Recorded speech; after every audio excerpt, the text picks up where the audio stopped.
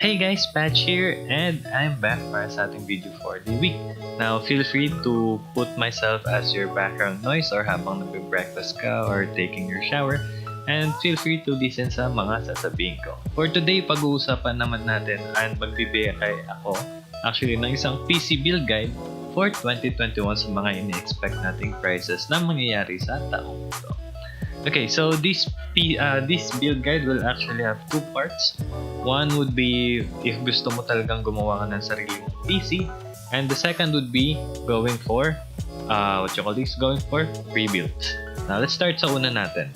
Now, this year, i-expect natin na lahat ng prices ng ating parts or mga kailangan natin pag gumagawa ng PC will actually remain normal, and kung ano yung prices natin na natatanggap ngayon, expect natin ganun pa rin similarly ganun pa rin yung mga price natin dahil hindi naman tayo nagkakaroon ng insufficient supply pagdating sa mga yon, except na lang pagdating sa ating mga GPU. And in the near future, there might be a chance na pati yung mga storage natin might become a hard thing to find ng maayos. I'll expand on that later on. So, let's start. For this PC build guide, there will be three options. One would be kung gusto mo gumawa ng fully brand new na PC, new all parts talaga. And two, kung gusto mo ng all new plus new parts plus second hand. And the third is going for a pure second hand parts system. Now, sa tatlong to, yung mare-recommend ko is the first two rather than the last one for the reasons na one, paano kung wala na yung warranty? Next, paano kung biglang patapos na pala yung lifespan ng nakuha mong pyesa and naging defective siya. Now, this PC build will actually be, this PC build recommendation will be under 25k. So, hindi tayo lalampas doon. Pwede tayong bumaba, pero hindi tayo lalampas ng 25k. Okay, let's start with the first one, an all new PC parts. Now, masasabi ko pagdating sa ganito is, we'll try to make the most of it, pero hindi to yung masasabi nating best 25k PC build na magagawa mo. Pero for new parts, it can be considered na sulit na kung puro new parts na gagawin mo. First things first, pagdating sa main topic natin, the GPU part. So, paano gagawin natin na makikita natin prices pa lang ng mga average mid-tier GPUs natin ngayon is actually ka-price na nung binabalak nating system. Okay, for this, masasabi ko is don't hope unless na lang na makakuha ka ng wholesalers or resellers price na makakuha ka ng GPU na matino na makakapasok agad sa 25k budget natin. But rather, yung all new build natin would be a preparation para pag dumating na yung day na mag-normalize na ulit yung mga GPU natin at mag-normal na yung mga supply natin. Instead of going for a GPU for this kind of build, I would recommend na you would go for an APU or iGPU. Ano yung mga yon? Those are the integrated graphics na kasama ng mga CPU nyo. Now, a lot of you or madami sa inyo talaga mag-question, bakit ako mag-stick sa APU? Mahina yung APU. Actually, kung yung gagawin mo lang sa PC mo is to play Valorant, play CSGO, some esport games, tapos some AAA title games, kaya-kaya na yun ng mga modern APU and iGPU natin. The best one that I can give you is a Ryzen 5 3400G for now. Tapos, kung habol nyo is bang for the budget, as well as yung mga yung mga Ryzen 3 series and yung Ryzen 5 na mga may APU nila, 2200G, 3200G, or yung 3400G. Now, bakit naman yung mga to? These CPUs paired with the APU power that they have actually is sufficient enough para maka-go pa sa day-to-day task mo. Especially pag nasabayan mo pa ng magandang RAM, kaya na niya makapaglaro. Actually, yung sa PC nung papa ko na nasa office na maliit din, it's running on a 3400G and it can play NFS as well as Ace Combat smoothly. They can AAA title games yun, and they can play that APU is strong enough to play its booty. As well as ang alam ko makakapaglaro ka na ng something as heavy as GTA 5 sa mga ganong klaseng APUs. Now, next one natin would be going for the RAM. I actually made a video na pagdating sa mga RAM. Pag pipili ka ng RAM, I'll put one there. Pero let's make that one short. Simplified rather. Kung pipili ka ng RAM, choose for one na magagamit mo. Now, don't pay for RAM speeds rather na hindi mo naman magagamit. For example, bumili ka ng 3400G or let's say 2200G. Yung maximum RAM speed na pwede mong mailagay doon is 3000 MHz RAM. Now, madami magsaano niyan kasi pwede ka naman i-overclock, pwede ko namang i-utilize pa ng mga yan. Okay, pwede mong i-run ng let's say 3600 MHz. But you would expect na let's say na kaya mong iparan yung RAM mo ng 3600 MHz but your CPU will limit it, will cap it na hanggang ganito lang talaga yung kaya niya. So don't pay for RAM speeds na hindi mo naman talaga magagamit. Okay. Let's say sabihin natin na gusto ko ng may GPU ko, ayoko ng APU kasi gusto ko kompletong set yung makuha ko, diba? Well, an option na pwede kong ibigay sa inyo is go for a Ryzen 3100X or a 3100 lang. And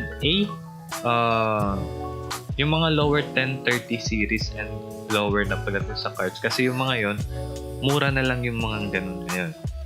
Okay? Now, pagdating naman sa ating motherboard, the thing na kailangan nyo naman i-worry about sa motherboard is either you're going to choose an A320M or a B450 if gagawa ka ng Ryzen build. A320M or B450 pagdating sa ganong price bracket na yun. If you want to be able to utilize more of your money and feel mo naman hindi ka naman yung taong mag-overclock or hindi ka naman yung taong mag-mess with the BIOS ng motherboard mo, an A320M would be sufficient para sa'yo. Now, pagdating naman sa ating power supply, so yung build natin na to, yung plan natin sa build na to is maging future-proofing siya or umabot siya sa point na at least maabot man lang niya yung araw na bumaba yung ulit yung prices ng GPU. Typically, pag gagawa ka ng mid-range na PC, the power supply amount na kailangan mo is within 450 to 600 watts na power supply.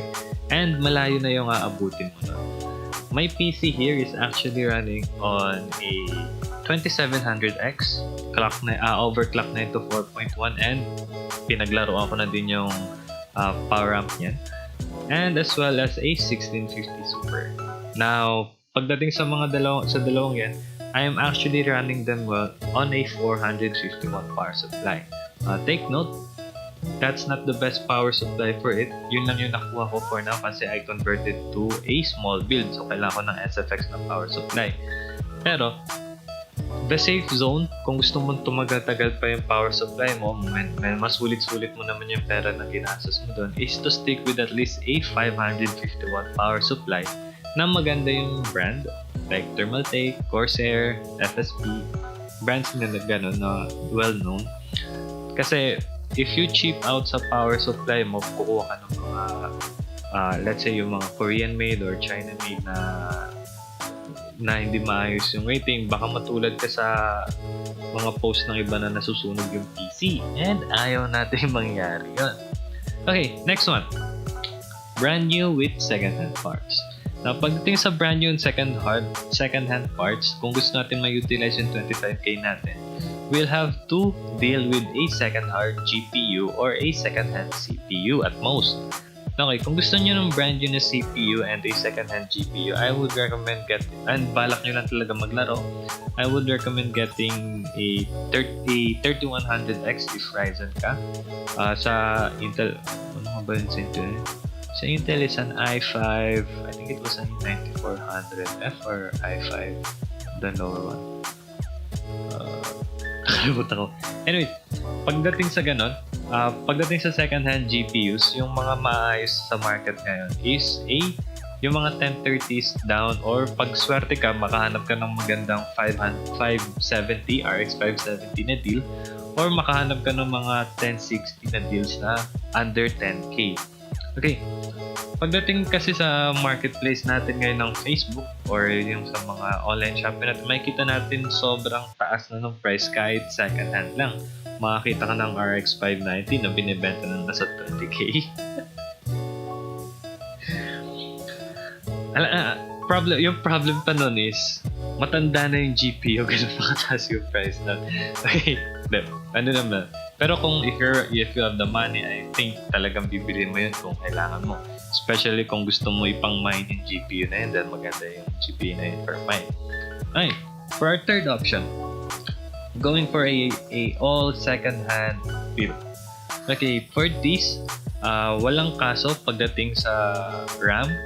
Then pagdating sa sa mga storage natin, you just have to check their health status as well as kung nagkaroon na ng history ng errors yung kanila. Then pagdating naman sa ating motherboard, usually pagdating sa motherboard and RAM, hindi naman tayo talaga nagkakaroon ng problem doon. Unless na lang kung physically na damage nung owner yung motherboard mo or yung RAM mo. Then pagdating naman sa ating mga power supply, you have to ask kung gaano katanda na yung power supply mo, kasi baka mamaya bumili ka ng 500 watt na power supply pero ang tanda na pala, hindi mo na ma-utilize yung power supply ng maayos. Pagdating naman sa ating GPU, there are some things you have to consider pag kukuha ka ng second hand. One is to make sure na yung GPU mo, pag itatanong mo, is if ginamit ba siya pang mine or not. Bakit? Kasi if it was extensively used for mining, degrade na masyado yung performance ng GPU mo. Then if it was actually, and the next thing na kailangan mo malaman is if it has physical damage or not. I think necessity na talaga yun pag bibili ka. And the next one is kung gaano katanda na yung GPU mo. Kahit ano pa yan. And one more thing, if kinalikot nila yung configurations ng GPU mo, you have to yung GPU na gusto mong bilhin, you have to know that, kasi there are people now, they would tend na kanilang GPU is running at overclock all the time. This would lead to faster degrading ng GPU, and especially pagdating sa fans. Yung fans natin have a lifespan. Pagdating sa mga GPU, may count lang yun. Pag umabot na sa rev count yun, sira na yung ating fans. It would be for replacing. So make sure na malaman mo kung lagi bang naka-maximize yung fan nun. Kung lagi naka 100% yung fan nun, mas mabilis na kailangan palitan yung fan nun. Now, our CPU. Things you have to check para sa ating CPU. One special important one is to physically look kung may bent pins. If there are bent pins, that is a dangerous pick. Kasi it would make your CPU might not work pag kumuha ka ng ganun. And two is baka mamaya damage na pala yung CPU na kinukuha mo pero pinapakita lang sa'yo na maayos pa siya. Okay. Our next part would be opting out sa mga pre-build. Okay, so why have I included this? Now, makikita nyo, yung mga pre-build natin actually nowadays is actually a good deal. Kung lalo na yung mga store na hindi, ito medyo pagalingan na lang maghanap nito kasi there are some stores, especially online stores, na hindi pa ganun ka-updated yung prices nila. Recently, yung brother ko nakabili ng PC from Ipason Gaming. Search it on Lazada. It's not Ipason Gaming. Nakabili siya ng GPU with a 2060 Super included for around 40k lang. And yung hinambol lang talaga namin doon is GPU. Here's the thing. Pag nakikita mo yung prices ng 2060 Super ngayon, hindi siya kalahati na agad ng presyo nung nabili ng kuya ko. And ito pa, yung mga kasamang components na nabili kasi nun is actually high-end na ng mga components, which makes it more sulit. Now, an option na kaya mong gawin is kung talagang GPU yung habol mo, gusto mo talagang makuha ng magandang GPU, is try to find a PC or a pre-built PC na don't mind mo na yung ibang components niya pero makuha mo yung GPU na gusto mo. And once nakuha mo yun, i-sell out mo yung mga parts na iba na hindi mo na kailangan, which is something that we actually did. Okay, pero sayang din eh. Sipin mo, sa ganitong price, nakuha mo na yung ganon. Kasi yung pagdating kasi sa mga pre-built na ganon, especially yung mga online stores, yung mga talaga may mga tindahan talaga, is they have the benefit na nakakuha ka ng wholesaler price as well as yung benefit sa side mo na they are still sticking to the MSRP. Hindi pa sila hindi pa sila nang-aabuso ng mga prices na nakikita natin sa internet ngayon. Okay. So where that does lead you pagdating sa PC build na gusto mong magawa for this year? Okay, kung pagdating sa ganyan, syempre magiging decision mo na yan kung ano yung kukunin mo. Pero in my opinion, the best course of action to take para sa this year na to, kung nagbabalak ang gumawa na ng PC, is take one na makakapag-prepare sa'yo in the future that's to come. Kasi once na naumayos na yung pandemic na to at once na nag-normalize na yung mga price ulit, doon na ulit magiging sulit bumili ng GPU. Right now, hindi lang talaga sulit bumili ng GPU. Actually, ine-expect pa na by the end of the year, tataas pa rin yung prices ng GPU. So, for those who plan na or nag-iisip na sa end of the year na lang ako bibubo ng PC, I could say na from what's happening right now, na don't expect na bumaba agad yung prices ng GPU. Actually, expect mo pa na umakyat pa yung mga price ng GPU. Especially na nahihirapan na mismo yung mga manufacturers na mag-release ng mga GPU. Okay, so I hope you enjoyed this video. This video was actually a test run. Medyo calm tayo sa video na to. Hindi tayo yung all out. I just wanted to try na, since this is going to be a morning video, something you would be playing or hearing sa umaga, to be somewhat relaxing and something na pwede mo play on your background habang ginagawa mo yung morning routine mo. Hopefully you enjoyed it, and feel free to leave a like and a sub, and let's hope, by the way, once we reach the 1K subscriber, I'll be giving out some tech gadgets to improve your desktop setups. Make sure to leave a like, share, and comment down below kung ano pa yung mga klaseng content na gusto nyo makita. Till next time, Pacha.